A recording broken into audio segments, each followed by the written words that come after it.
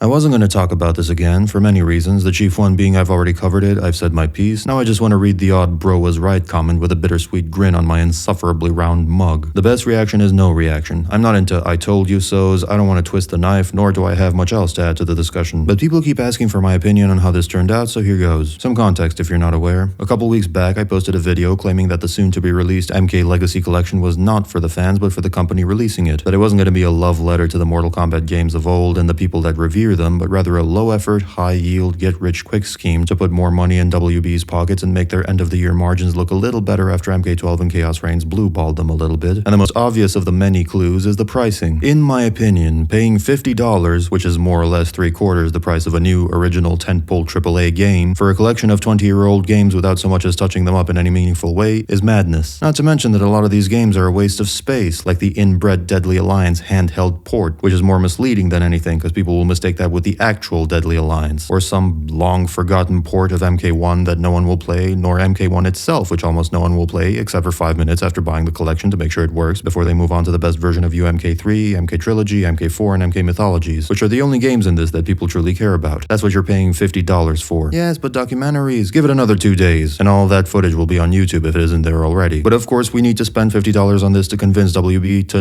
not remaster, just re-release Deadly Alliance, Deception, and Armageddon, the games we truly care about, so he can spend another $50 on those too, or more likely $70, which is like me saying I need to get my healthy left testicle removed to convince the surgeon to remove the cancerous right one. What kind of abusive relationship is this? If you're the consumer, then you dictate the market. You hold all the cards. Right now you're giving away all your cards, getting down on your knees and pulling your hair back. On your knees. Buying something you don't want to coax a company to make something you might want so you can eventually get the thing you really want is backwards thinking. Is the literal opposite of how you convince companies to give you what you want. Is the literal opposite of how you shape the market. You shape the market by only buying the thing you want. Am I crazy? Fast forward to a couple days ago, and lo and behold, the now fully released MK Legacy Collection turned out to be a half-digested, steaming pile of fresh shit full of glitches and bereft of features. Everyone and their dog is making videos about it, people who endorsed it are making apology videos, and only the most tenacious of shills are staying quiet, ignoring the matter. The audio has tons of issues, the online experience is akin to a giant cloche concealing a tiny, half-eaten chew toy, and offline modes apparently have various levels of input delay. Offline. Like,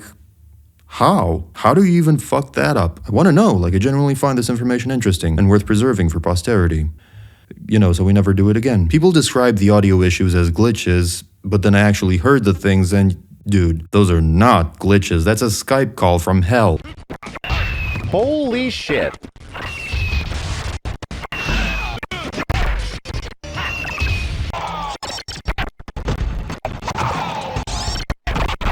Sounds like you just shoved your phone up Goro's ass in the middle of our call. Jesus Christ. It sounds like the game's crashing. And then the online is probably the saddest bit, because in my mind, probably the main reason why you'd buy this is so you can play online with friends, make new friends, find like-minded fans, organize tournaments, King of the Hills, and play on way better netcode. That's really the only point I conceded when I initially discussed this with people. Good netcode is hard to come by, especially for fighting games for some odd reason, and buying a version of these games that has high-quality netcode built in is worth some money. Not $50, but some money. Turns out none of that's in there. If the single-player experience has input lag, you can bet your ass the multiplayer experience will have that shit on steroids. And you can't play your friends because you can't make lobbies, rooms, hallways, or so much as a broom cupboard to invite people in. There's no ranked play either. All you have is quick match, and the wait times are somewhere between 2 minutes and the entropic death of the universe. And because there's no ranked play, you might get matched up against a complete noob or a complete psycho who's played nothing but UMK3 for the past 20 years in his mother's basement, and will stomp your face in with a lead pipe the moment the announcer says fight.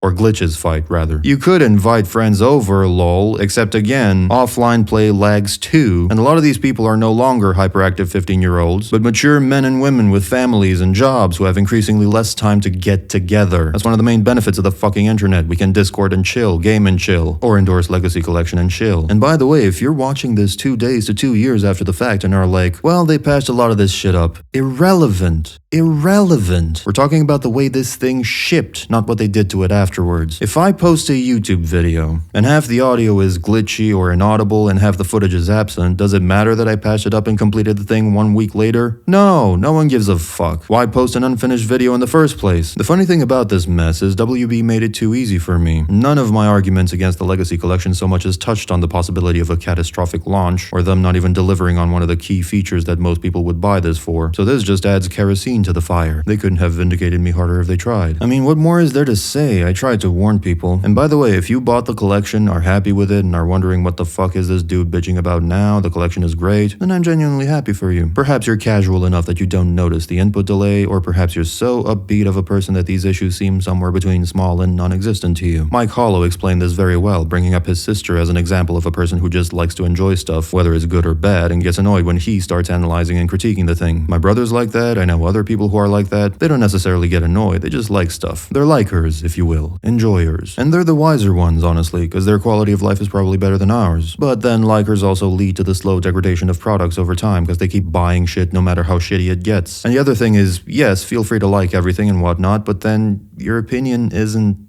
that useful? Like, if I want to figure out if a movie's worth my time or not, I never ask the likers I know, because I already know what they're gonna say. It's great. And full disclosure, I watched Transformers, I had a good time, while simultaneously acknowledging it's fucking garbage. I have that mode of operation in me and can use it whenever I wish. Most preferably while watching horror movies, because all horror movies are bad. But that makes them fucking hilarious. Speaking of hilarious, I find that this is the best thing in the world. So one of my points was that if they bothered to re-release all these games and ask for half your wallet for it, they could have at least remastered or upscaled or done something to improve the visual fidelity of these fucking dinosaurs. But of course that was heresy to the classic era Psycho fans who argued that you should preserve every fridge-sized pixel and the janky look as a whole. Meanwhile, the entire games industry is remastering games left and right around them. StarCraft 1 got a pretty good remaster. They didn't touch anything else, they just added fucking pixels and gave the characters some new portraits that you can not even use if you don't like their mugs. The StarCraft 1 community is arguably as inflexible, obsessive, vintage-minded, and nostalgic as the Mortal Kombat one. You think any of them denounced the remaster when it came out? Fucking no. Everyone bought it, everyone plays that version, it became the standard at tournaments.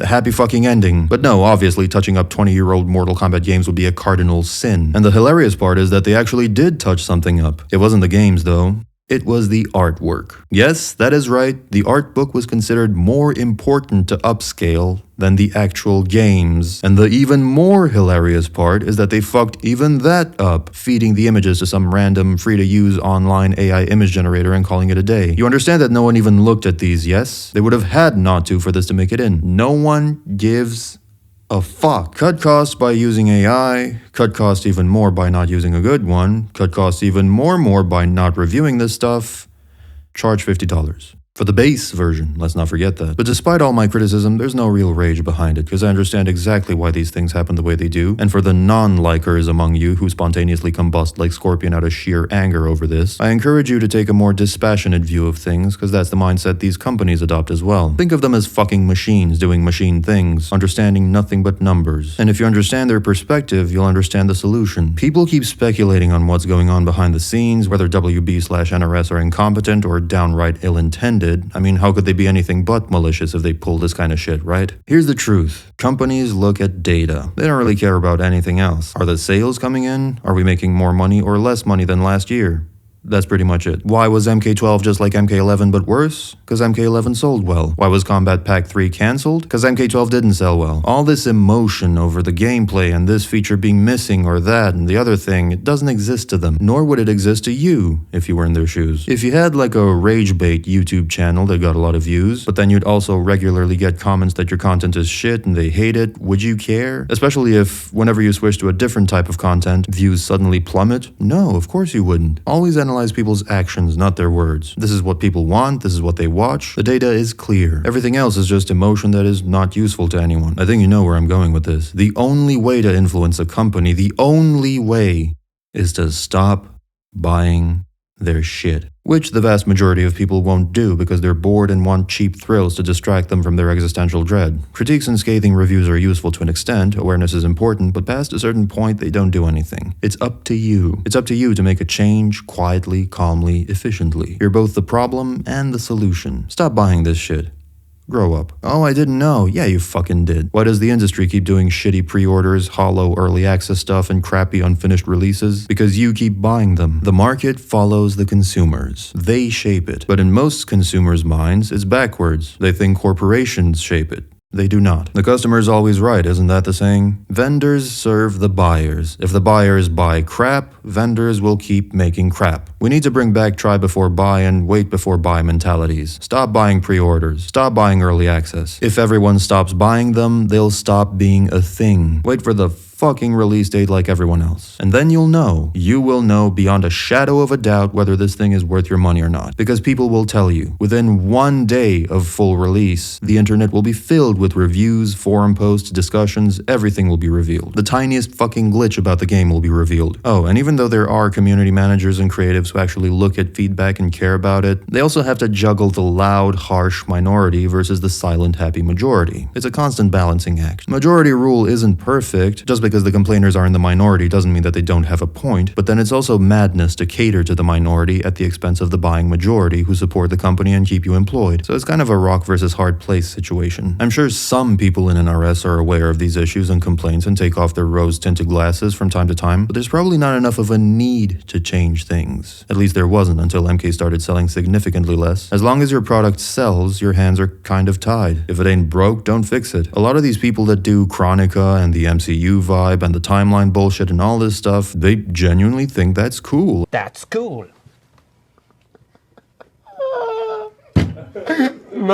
And the games genuinely sell, so why should they question any of those creative choices? Why is Mortal Kombat in such a sorry state? In a way, it's a victim of its own popularity. Everyone knows Mortal Kombat. Everyone buys the new game when it's out and then gets bored of it after a month. The brand is strong enough to attract people, young and old, to it whenever it vomits out some entrails and calls them a new game. Same with Star Wars. Most people don't know what the fuck Star Wars is. Oh yeah, the one with Picard and Data. Of course I know it, it's great. That's Star Trek.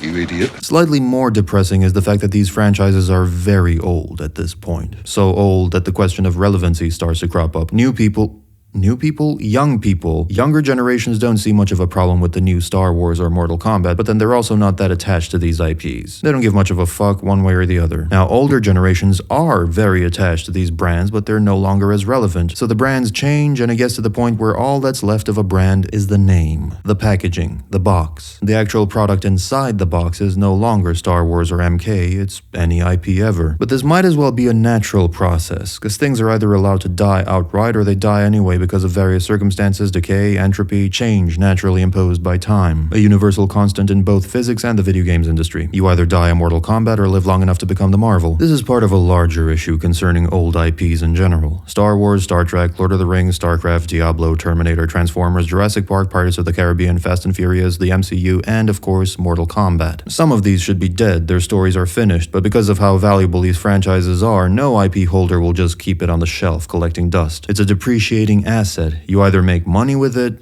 or sell it. Those are your two options. So the grim destiny of these IPs is to be dragged around like a carcass and passed around from one parent company to another, periodically revived into increasingly worse-looking Frankenstein's monsters, undead abominations paraded around to collect spare change from younger and younger generations that have no idea what the thing even used to look like in life. All of this in the name of money, because the world isn't yet developed enough for trust and good faith to dethrone money as the most important form of currency. And in the other corner are franchises like Star Wars, which have vast enough worlds, universes, settings to support a virtually unlimited number of stories within them, yet even those can't seem to catch a break, because the new stories being told are quite simply horrible for the most part. And this occurs when the IP has to inevitably get passed down from the original creator, writer, director, developers, whatever they may be, to other people who have to ensure these franchises survive long into the future. Never mind evil witches like Kathleen Kennedy, those are easy targets. But even guys like Dave Filoni, who's often cited as Lucas's most astute student and a worthy successor,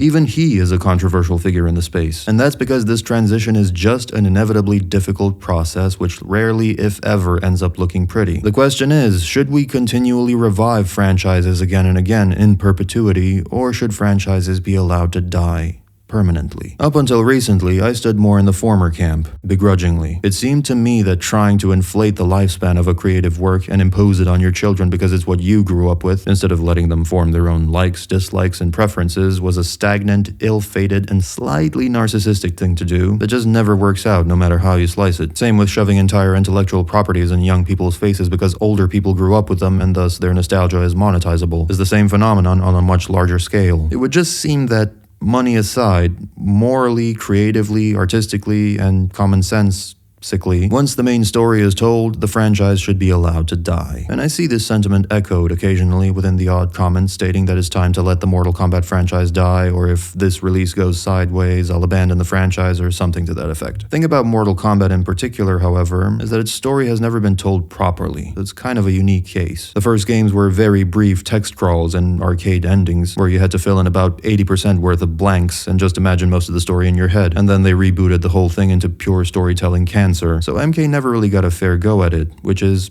partly why I keep making these videos. But recently I changed my position on this whole thing for two reasons. Number two, culture often gets passed down through generations, and that's a normal and good thing. Looking back at the kind of music I grew up with, for instance, a lot of it was music that was popular before my time. I was actually lucky to find a couple bands that were contemporary with me that I liked. I recently asked a young kid, and a musician no less, what kind of bands he listens to that are contemporary with him, and he couldn't give me a single example. All the bands and artists he likes and grew up listening to are music he happened to hear his parents listening to. I see it all the time in my Discord too. Most music that's shared there is not contemporary stuff. And then so many of my late teen or early adult commenters and server members revere the 3D era of Mortal Kombat despite it being really fucking old and despite many of them never even having played those games. So passing down culture is normal. It's a natural way in which we get to know the world and acquire knowledge, and I no longer have any qualms about that process. Even something like The Lord of the Rings, like if you saw the movies when they were first released, you're contemporary with the movies, sure, but the books that they follow are way older. If you saw the prequels before the originals, I saw the prequels before the originals, and then went back to watch the originals, and I love them both. Anyway, that's reason number two why I don't think franchises necessarily need to expire at any given point before the sun swallows us all. And the number one reason is there is already a class of IPs that solved this problem.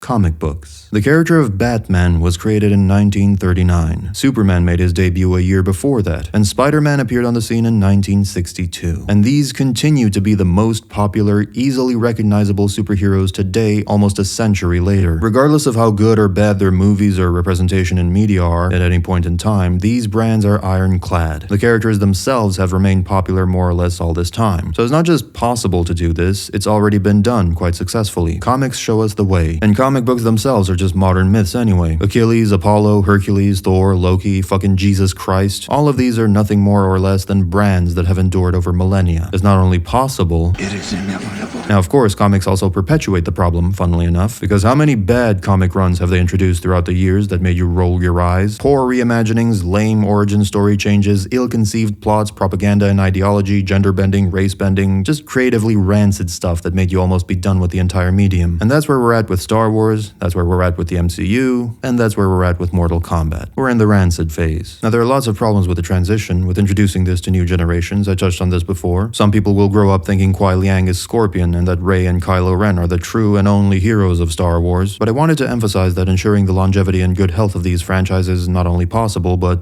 I don't want to say inevitable like Hugo did, because it's very much evitable, but the universe works in cycles, and after every bad cycle comes a good one. It's been like that with movies, it's been like that with music. There's always a good decade followed by a bad decade followed by a good decade again, so these brands have every chance to come back stronger than ever. On a less jovial note, a lot of us might be dead by the time that happens. Think about how long it took Mortal Kombat to get here from MK9, and it's in the worst spot it's ever been. It's really Armageddon when things started going downhill, but let's count from MK9 to alleviate some of the depression. MK9 has been released in 2011 and has been steadily going to shit ever since. It's been 14 years since then, a decade and a half. Lots of MK fans no doubt died during this period. Not that I'm trying to dramatize this or anything, I'm just saying that to point out how long a time period this is. It's ridiculous. And it can't really be helped because a serious game development cycle is around 4 years. So picking any one direction for your game and sticking to it that long enough to reach the finish line, is a huge gamble in of itself. You risk investing 4 years and countless dollars to potentially end up with an unsuccessful product reviled by everyone. And then this gets into another discussion about how resources are spent within these game dev companies and how a lot of them should be rerouted to other places and how a more pragmatic model should be adopted, but we don't have time to get into any of that. Point is, these giant, old mammoths of pop culture deserve to be preserved, nurtured, and passed down. And the challenge is figuring out how to do that, how to get through the pitfalls more efficiently. Mortal Kombat, Star Wars, and all the others will get worse before they get better. A lot of that has to do with waiting, and the rest has to do with you keeping your money in your wallet and your dick in your pants. That way you avoid being broke, unhappy, and in jail. Special thanks to Jiggly Puff Puff, Thomas Marshall, Serhi Hrishin, Clocks, as well as my other members for being irresponsible enough with their spending to support the channel.